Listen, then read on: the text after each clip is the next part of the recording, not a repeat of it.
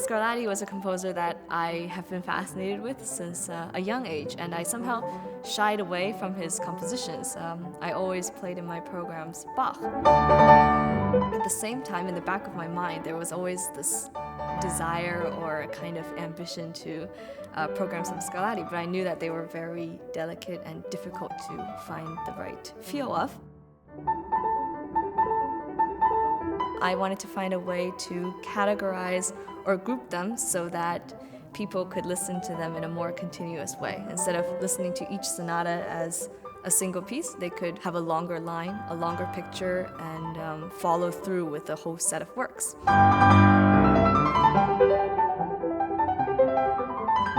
So I decided to create little mini suites and little mini sonatas, also as a bridge to show how Scarlatti was Barockian, but at the same time really moving towards a modern direction.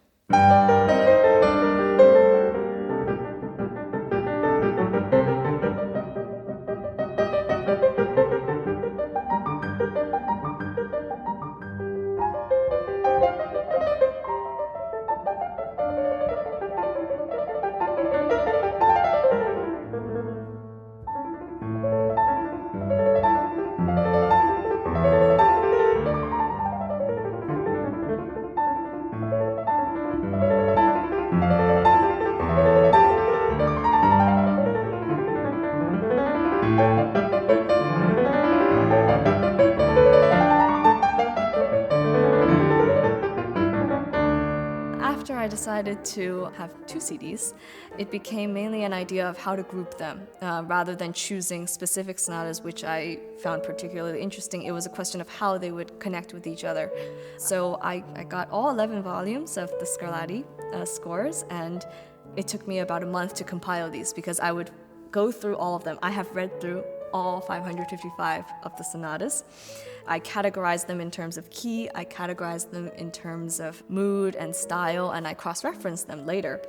And during this time, I kept on having to do it with fresh eyes. So after 2 days or so, I would go back to my choices and reassess them to see how it sounds on any given day.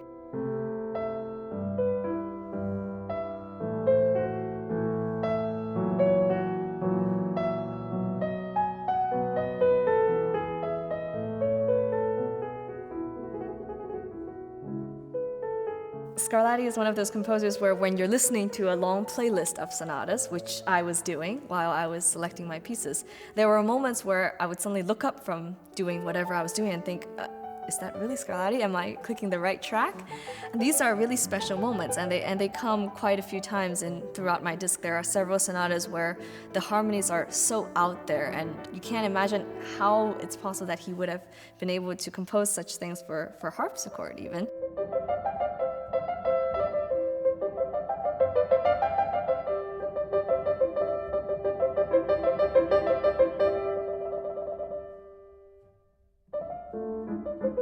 It's always the question of how composers heard their own music, how they wanted their own music to be played from their time. And while having listened to a number of versions of the Scarlatti sonatas for harpsichord and even transcriptions for guitar, since he was strongly influenced by that, I find that on the modern piano, you really shouldn't be afraid to give all the opportunities or possibilities that the modern piano could offer.